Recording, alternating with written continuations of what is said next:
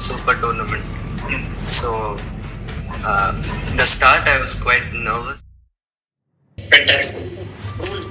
Amazing, guys. Say both are very special, but 2014 was the first time India got a medal in the Olympiad. I would have loved that child. IIT Kanpur would have won the tournament.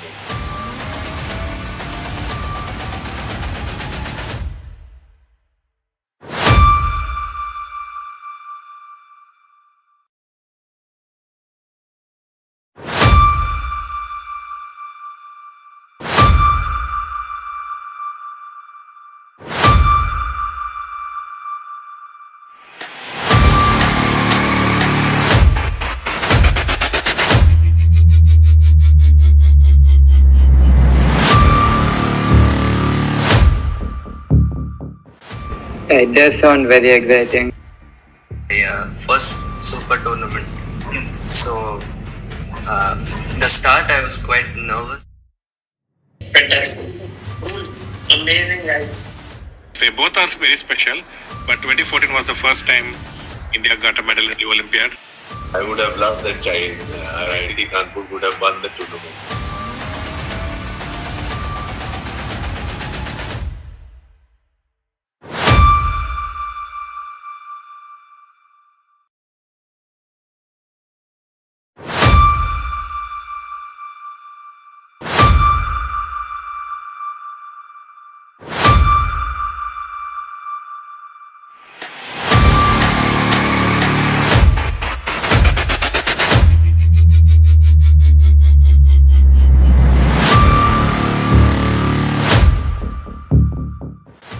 It does sound very exciting. Yeah, first super tournament. So the start I was quite nervous. Fantastic. Cool. Amazing, guys. Say both are very special, but 2014 was the first time India got a medal in the Olympiad. I would have loved that child. IIT Kanpur would have won the tournament.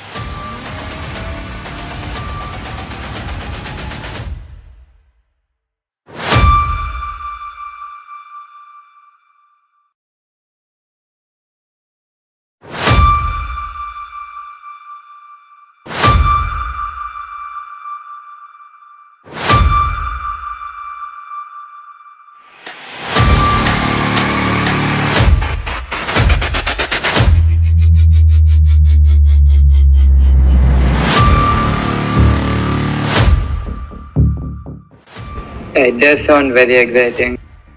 Yeah, first super tournament. So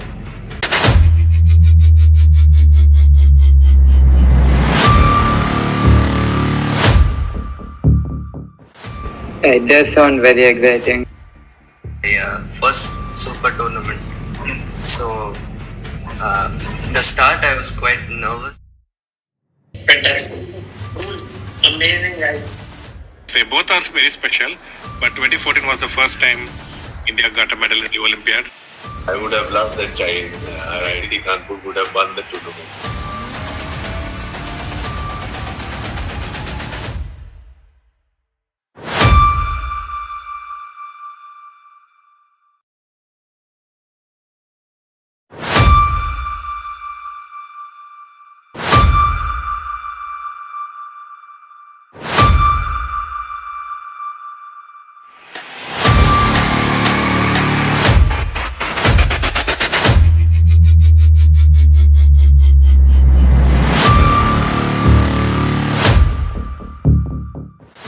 It does sound very exciting.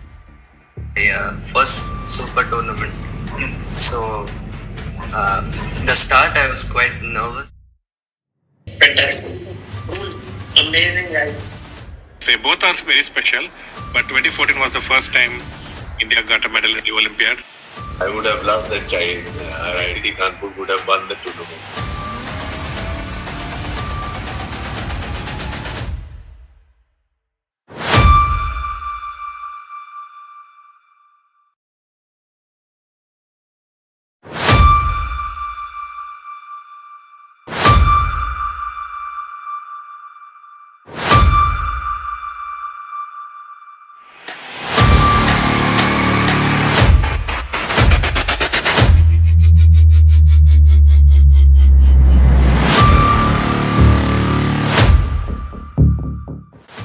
It does sound very exciting. Yeah, first super tournament. So the start I was quite nervous. Fantastic. Cool. Amazing, guys. Say both are very special, but 2014 was the first time India got a medal in the Olympiad. I would have loved that child. IIT Kanpur would have won the tournament.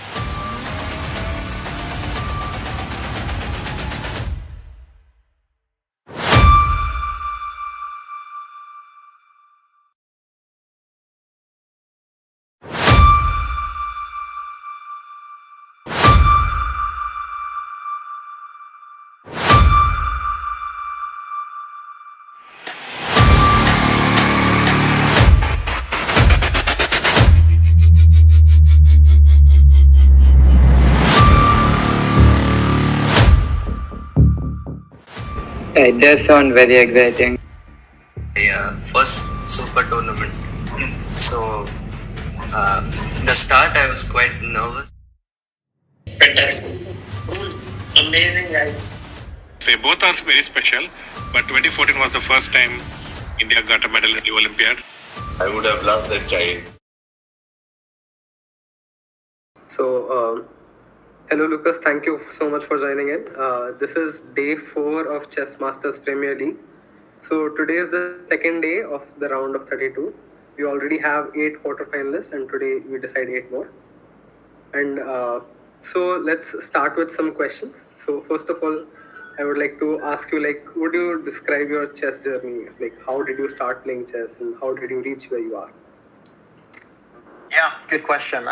First of all, thanks for having me on the broadcast. I'm excited to be here. And moreover to my journey, I think I learned chess at the age of like 6 or 7. My dad taught me, and then I played in a school tournament, found it interesting, and then at some point, I think I was maybe 10, so later on, I started in a chess club. And then very quickly, like the tournaments, I just started playing more and more tournaments, getting more and more interest for chess.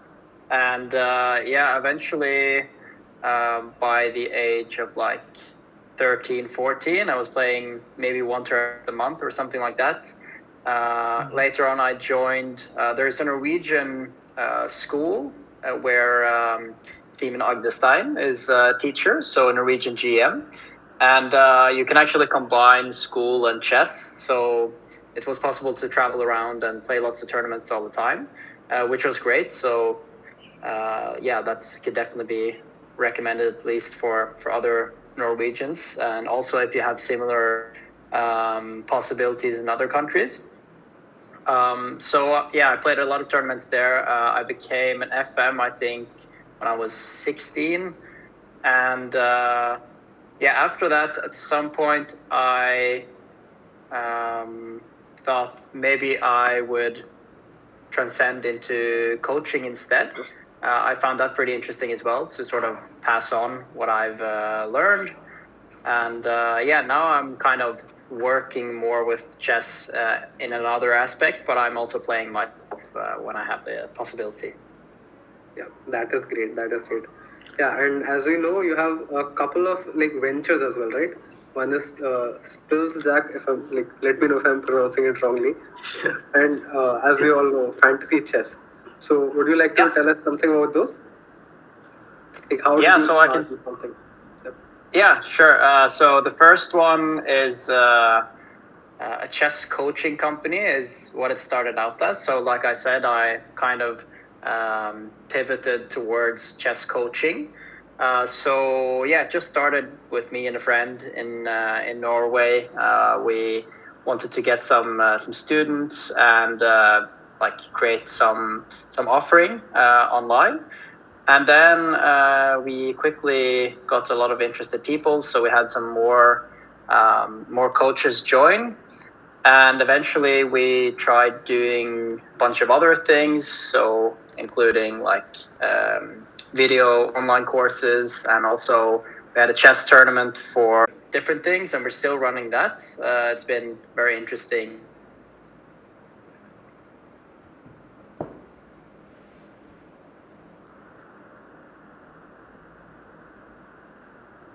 to build games that will make chess more interesting to follow as a viewer, and make the whole like entertainment experience a lot more exciting. And we're just like, for now we're in a very early phase still, but we have 2 games that are well, not fully developed, but they're at least soon ready.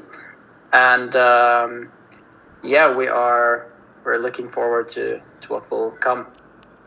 Yeah, really excited about fantasy chess. It just sounds so interesting. The idea is beautiful. Yeah. Yeah, and I heard that you guys in India are very interested in like all fantasy concepts. Yeah, Is that correct? we have like many apps for like such fantasy sports, and especially for cricket. Cricket is very popular in India, so we have a lot of apps that like do similar kinds of things.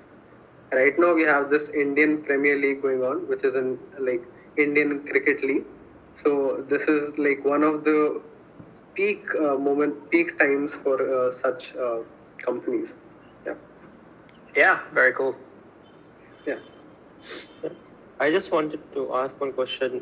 So, how did you like? I'm interested to know, as we are also college students and we also play chess. How did you manage your time between your studies or whatever you pursued along with chess? And how did you know how much time to put in each? Because I was just going through a profile and it was very interesting to see that not only have you excelled in like your college and your studies, but also in chess. You told how you're a chess player yourself and started your own company along with your friends. So if you could tell how you manage your time. Yeah, thank you for that question. I would say, first of all, it's important to prioritize. So like I said, I kind of put my own chess career and development aside, and I haven't really played in tournaments for quite a long time. I've played maybe like 1 or 2 tournaments a year for the last, I guess, 4 or 5 years, something like that. So it has that has been the cost, that I haven't been able to push for example, international master or grandmaster. But yeah, it's I was kind of lucky to find a path where I could combine my studies and the chess coaching company, because they kind of aligned in the way that I studied marketing, and that was very relevant for trying to grow the chess business. Meaning that I could kind of build projects build my school projects and learnings around that, and try to like figure out ways to combine it. And of course, there were some times where I couldn't spend nearly any time on the chess business. For example, when we had lots of exams going on, that takes all the focus. And when there aren't exams, maybe the chess business would like take most of the time, and then I would try to like keep up with the schoolwork as well. But then it would be more of like I could catch up later on if there was something I was missing before an exam, for example. So I would say for me it worked quite well to have like focused time, I guess you could say, on each area, and doing maybe one thing mainly at the time. Thank you for that answer. That makes Really sense. insightful. Yeah, really insightful answer. Okay, that's great to hear. Yeah, another question. Since you are in the chess business, so chess growth is one of the main aspects that you guys focus on. So how do you think a college chess club like IIT Kanpur or any other college chess club, how should we go about increasing the participation in chess? Like, what can we do? That's a very good question. I guess it's different for like if you're a college or if you're a company, and also like I guess there are differences between countries, because in India chess is very popular, right? Yeah. I guess it would make sense, like as a chess club at one school, you would try to grow a community there to begin with. So I see that you guys have lots of players in your chess club, so that's a very good start. And I guess what would make sense is to grow it first from there, to get all the the chess enthusiasts in the surroundings there to and fun things going on, so people want to come and play and join the club. Other than that, when it comes to expanding to other universities and on a bigger scale, I think it makes a lot of sense what you're doing now, organizing this tournament, bringing people together.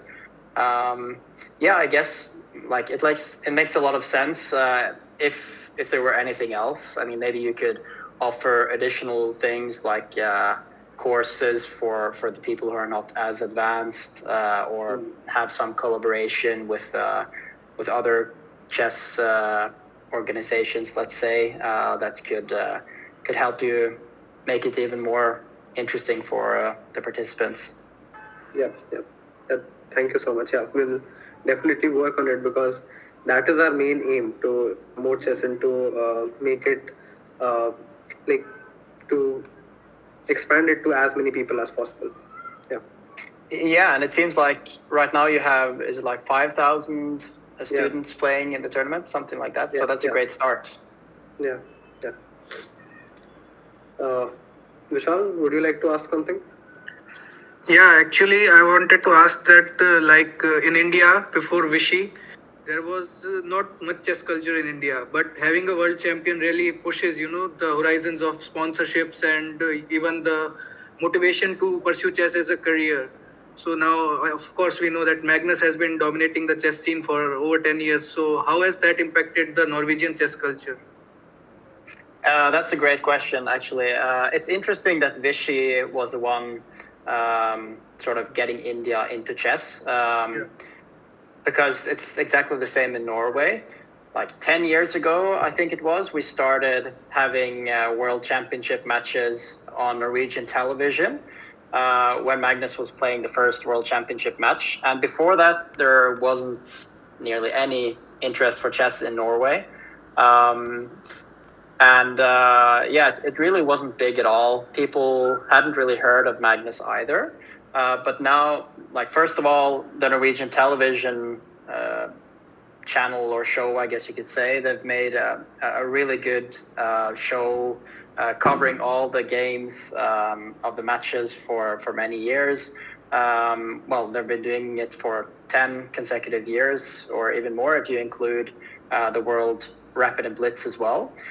So actually there are, I think there's around like 700,000 or 800,000 Norwegians watching this every year, which is a lot because we only have around 5 million population. So it's like almost 20%. It might even be a higher number actually. And since people have been doing that for a long time, there are a lot more people interested in chess in Norway. For example, a lot of the chess players that I know now, they actually started because of Magnus, and that they watched these TV coverings of Magnus. Now I think even like 15% of Norway's population or something like that have a chess.com account, which is like much higher than it has ever been before. And it's a very nice inspiration, actually, because I think if we could do the same for other countries as well, chess would really have a huge potential to grow, because Norway only has 5 million people, right? But if you could make the same entertainment in other countries, a lot of exciting things could happen. Okay, thanks for the answer. Yeah. So even Twitch, even this online streaming and stuff like that has also improved the culture in chess a lot. Have you ever wondered to start a Twitch channel? I guess so. I did actually consider doing it with a few friends many years back. And I think we did a few streams. It was with some other Norwegian guys, including like Johan Sebastian Christiansen, and I think maybe Ariantari as well, Johan Salomon. Yeah, some GMs, they wanted to create a Twitch channel and do a show there, but we didn't really end up following up on that. And I've been doing some streaming and commentating with Offerspill as well, Magnus's club in Norway. So that's been a lot of fun. I enjoy that, but never really made anything more out of it. And yeah, we can see now that that's definitely working out for a lot of people. Yeah, it really has substituted, the conventional source of income and made sort of become a main source of income for a lot of chess players. Yeah, and also got more people into chess, which is good. I mean, now you don't have to be like super. Super good. Well, let's say good. Yeah, something like that. To watch now, most people can watch. Yeah, just replace chess books also. Many like channels and these videos. So one question I had, which was a follow up of Vishal's previous question, like who do you personally see as your idol, as sort of your inspiration, and you look up to them? Because your journey is quite unique in that you took three paths. One is you as a chess player, your startup, and your studies. So if you could tell us who you look up to in chess in general. Yeah, that's a very good question. I'm not sure if I really have anyone. I mean, I have many different people that I take some things from and that I look up to. For example, in chess, obviously Magnus, right? Because of it's Magnus, and also I'm Norwegian, so it's hard to root for anyone else.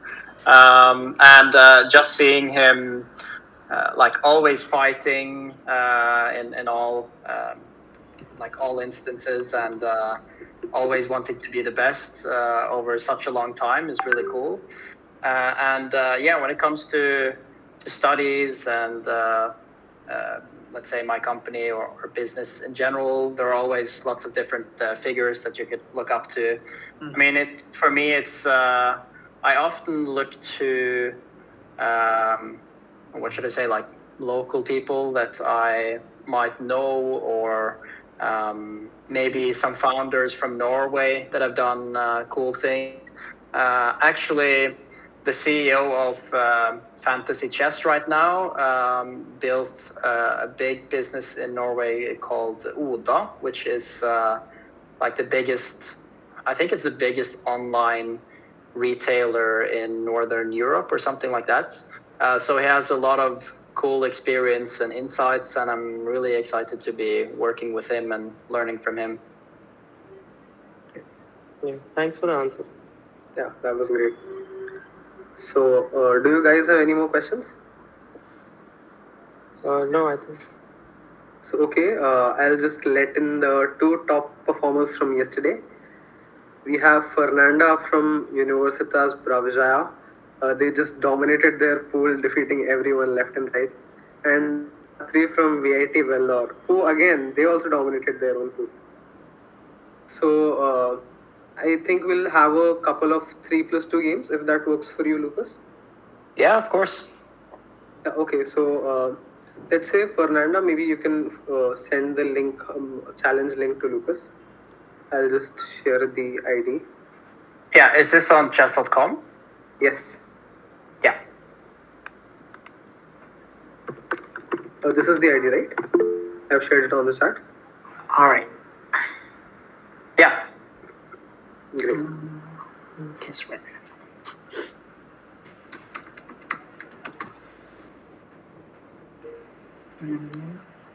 3+2, right? Yeah, 3+2. Yeah, that's good. I'm playing white or black? I think we can just put it on random and let chess.com choose. Okay. Yeah. Wait.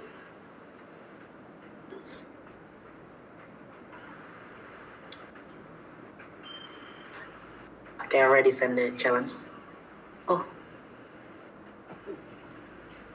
I think it prohibited non-friends to send any challenge. Oh. Okay. What's your username? Or maybe you can add me as a friend first. Oh, yeah, okay. I will add you as a friend.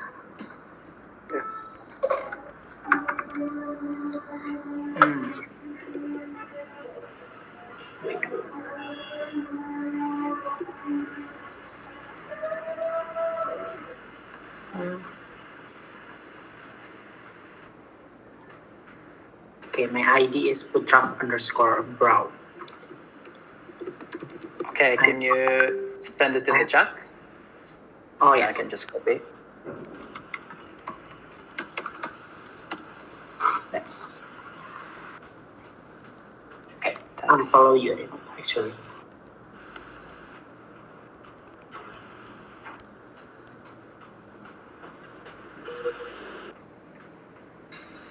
Three plus.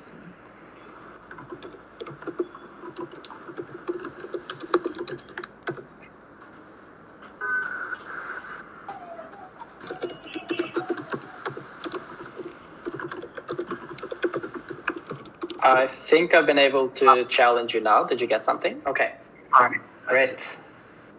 Okay. Should we comment on the game or just play? Yeah, it would be better if you comment on the game. Easier Okay. for us to understand. Yeah. Yeah, of course. Yeah, for now it's a pretty normal opening, so let's see what happens.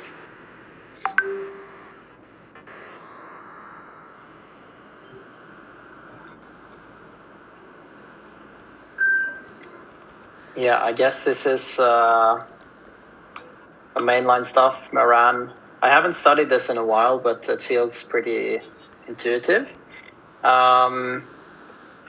Yeah, I like the lines with B3 that I'm doing now so that you can get sort of a different setup. I don't like when, or I don't particularly like the main lines where black takes on C4 earlier on.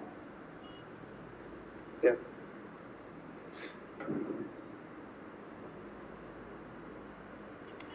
And I think now I'm supposed to play E4 at some point if I have time, but it depends what black does. He might push E5 or C5, or just keep developing.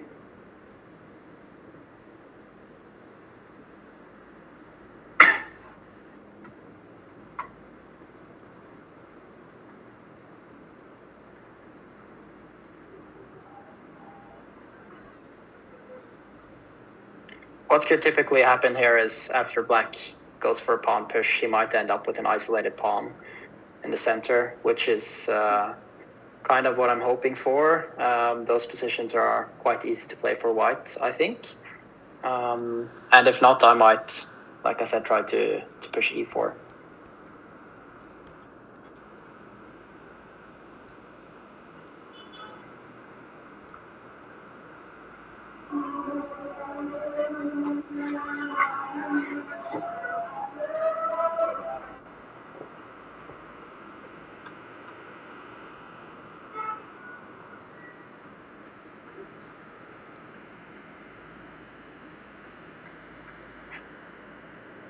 So going with the A rook is trying to stay kind of flexible. So I might put the other rook on E1 now.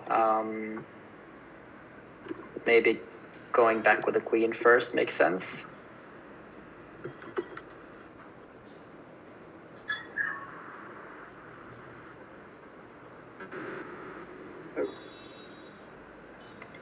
So now I could play E4.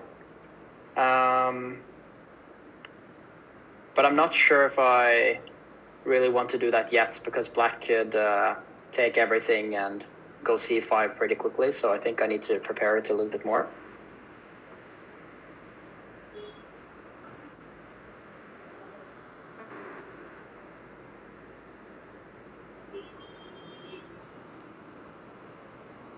Okay, so now he goes for E5. And now we get this kind of isolated pawn structure that I was talking about. So, yeah, there are a couple of ways to play this. I can try to put a piece on D4, for example. I can also try to attack the D5 pawn, but usually that doesn't really drop that easily. So I think it's better to go for something long-term, like positional. I think this makes sense for now, just to get out of the C file and maybe have a little bit more pressure on E5. Because here it makes sense for me to exchange pieces, so the more pieces I can exchange, the better. So for example, knight b5 next, and then I can take everything on e5 is one option. Yeah.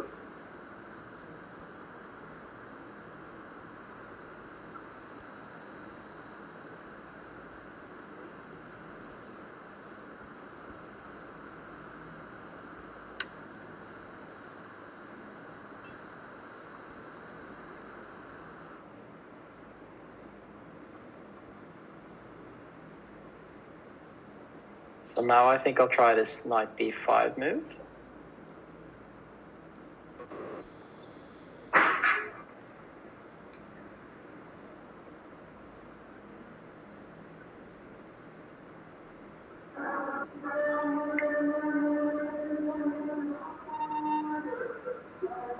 Yeah, now I can put the knight on d4, so I'm blocking everything. It's not that easy to really proceed here. That's the main challenge, but like I said, I probably want to exchange pieces. So, for example, this makes sense again. H5 is probably a good move. I mean, black has to be active here, so that does make sense. I should probably stop knight g4. So h3 also gives me some space for the king later on. Yeah, this is also a good move. This is where the knight belongs. I think now I'll just try to exchange some pieces. And once again, black should try to keep them on the board. Yeah, again, rook c1.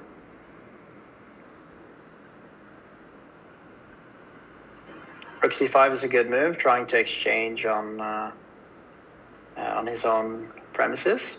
I definitely cannot take that rook, so I need to figure out what else I want to do. Maybe I should move my queen away, because it's not very nicely placed.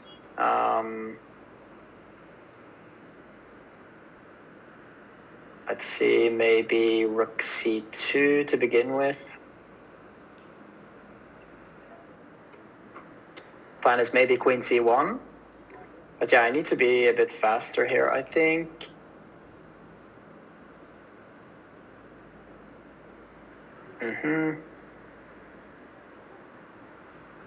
So now I think that okay, I'm not getting exactly what I want. I was going to take on e4. Maybe I can still do that. I'm not sure if I have time. Yeah, I'll try. And that's definitely the way to go for black as well. So I'm hoping to get my king to d4. I think black has to take the pawn, yeah. And now I'm trying to rush my king up. Yeah, I miscalculated that a little bit because now black gets the best square, at least for now, but I have b4 and king d4.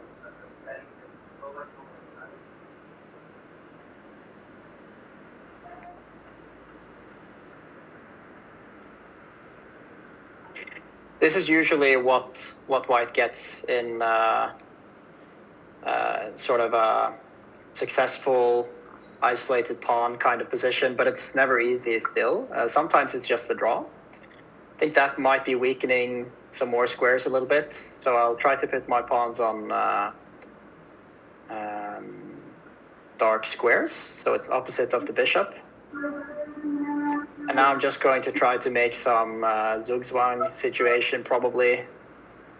Try to get my bishop in. Yeah, and now I think I go here to try to get around to the other pawns. Yeah,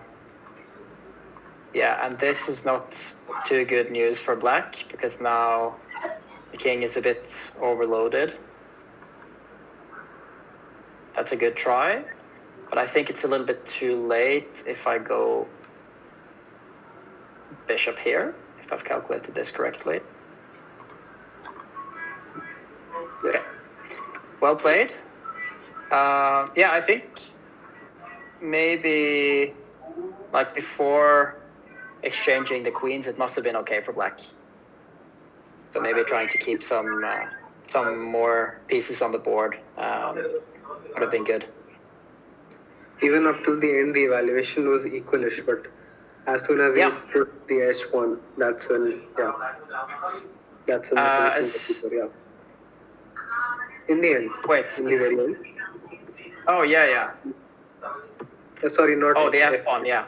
F5, Yeah, exactly. Yeah, because it creates the weakness on G6, I guess. Yeah. And then there are a lot of squares for my king to enter. So yeah, maybe instead trying to go F6 or something like that, placing the pawns on dark squares, so my bishop cannot take them, and also so black controls more squares. Yeah, it might just be a draw. Yeah. That was really good, especially with you commenting on it. It was like beautiful. Yeah. Okay, perfect. Yeah. So now, Atri, can you send your ID in the chat? We can start with the next game. Yep.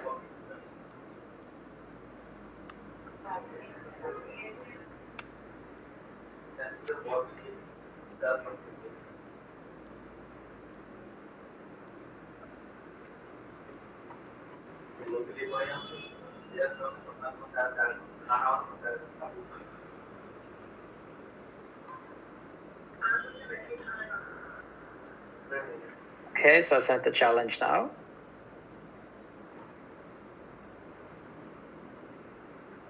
I got white again. I must be lucky. I'll try a different opening today, or this time.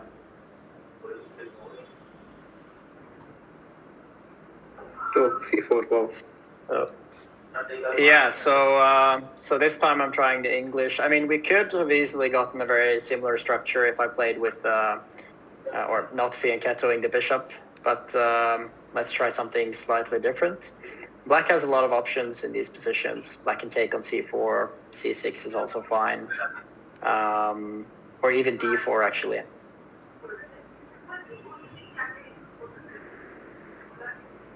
And it seems like we're going to have a very similar structure again, actually, just that my bishop is on G2 instead, which might be a slight improvement to what we saw earlier. Yeah, now I'm a little bit afraid of E5, so I'm going to have to go D4.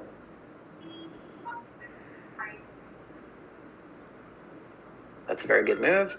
I guess Black wants to play with F5, although that's also slightly weakening. Let's see. Yeah, so here, I think now I have a couple of different plans. I could try to push his knight away with, like I can move my knight on F3 and go F3 myself. But I think Black is going to go with E5 pretty soon, so I'll try a different plan. Actually, I'll go E3 here, just to... yeah, E3 makes sense. Because I want to stop F4 coming sometimes there. I think E3 often helps her anyway. And then now my plan is probably knight E1 to D3 to maneuver it around.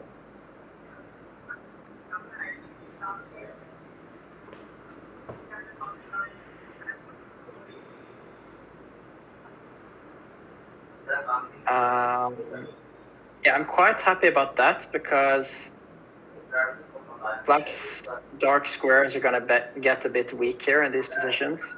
I still don't want to take on E4 because that would give Black a pretty good pawn structure, so I'm going to go for... I have to be a little bit careful here. Okay, maybe rook... No, okay, we'll go with knight D1.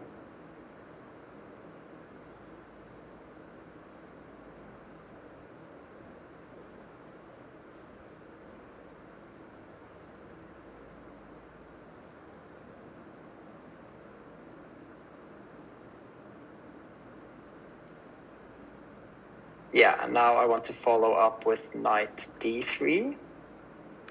So he's probably going to take on C3 and put his other knight on E4, but I'm going to eventually push it away.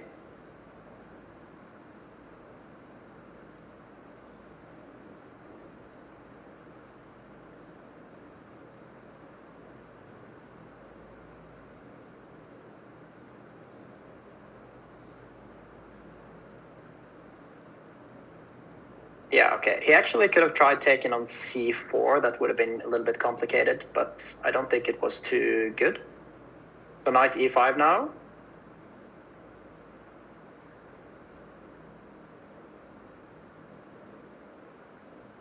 And now my plan is probably f3 to kick the knight away once again.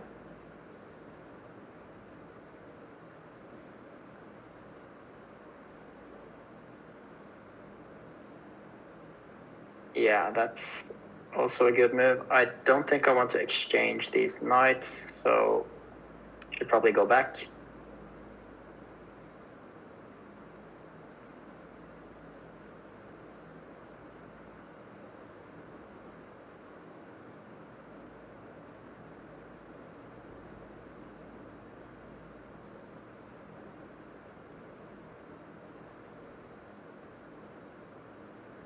Okay, g5 is for sure interesting. It might be a bit too risky, but we'll see. It could work as well. Of course, black is going to have very open position for the king now, but he might get some sort of attack, at least if he's fast here.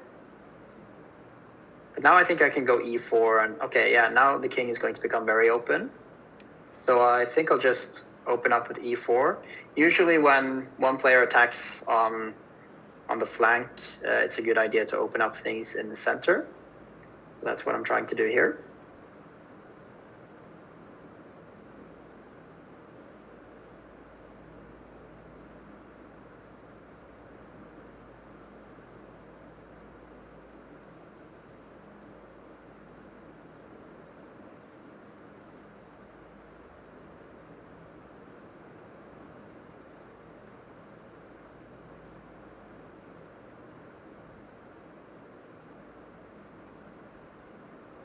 Yeah, I guess now I can play either e5, something like rook e1, or maybe at some point take on f5. It depends a bit what he does.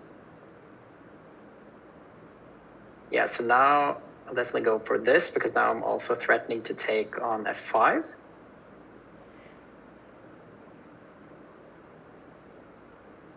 Yeah, that does make some sense.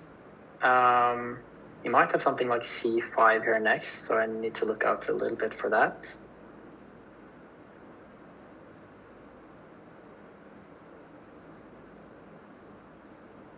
Yeah, it's still not easy here.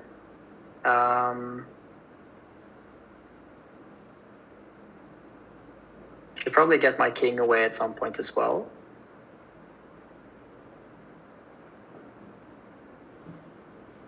Yeah, there are a lot of different plans here. I think I'll go with e5, because then I can go d5 and create a passed pawn. Now he makes it a little bit more difficult for me, but I'll try this. And if he goes a5, the knight is slightly unstable. Okay, now I have this, and now d5. So I'm trying to create this passed pawn now. If he takes this, I guess, yeah, I can take back, but now I also have, could I try queen c7, for example?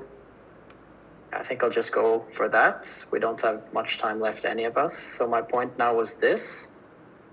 And originally I wanted to play e6, but I don't know how good that is.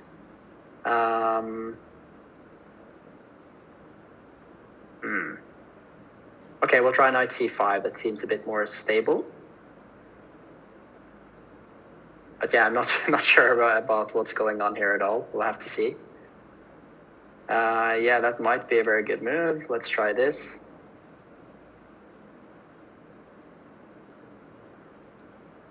That I don't think works because of this. Maybe it does. Queen f7, then I have e6. And I think I'm winning here. It's still not easy. Now I have this. Yeah, this should work for me. But that's a very good move. Oh, no, I have this. And it works because I have check. And now it's finally a bit more safe. And then there's mates here. Okay, another good game. Yeah, very good good play from both of my opponents here. So that was not easy in either of the games. Yeah, that was really, both of the games were really interesting. Yeah. Yeah. Yeah. And also this, G5 H5 stuff was a cool try going for the attack there. And I guess it could have been interesting with like H4 following up on that. But yeah, hard to say. Yeah. Thank you so much for joining in, everyone. Thank you, Fernanda and Atri, for your time. And thank you, Lucas, for giving us so much of your time. It was really nice interacting with you. And thank you for answering so many of our questions and playing the Blitz games. Yeah. Yeah, no problem at all. It was fun to join, and good luck with the tournament for the last rounds. Yeah. Thank you so much. Thank you, Lucas. It's fun having you here. Thanks. Okay. Bye-bye. Goodbye.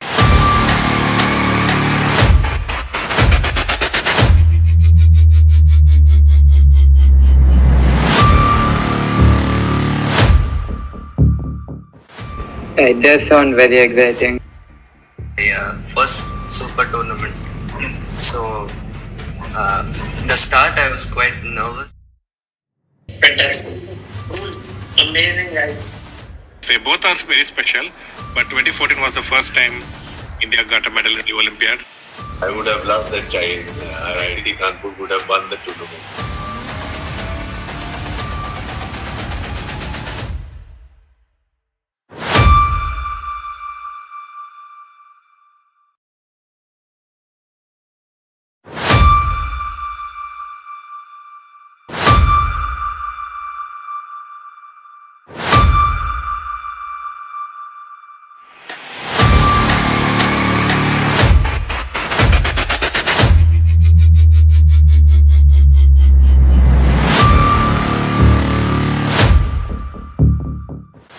It does sound very exciting.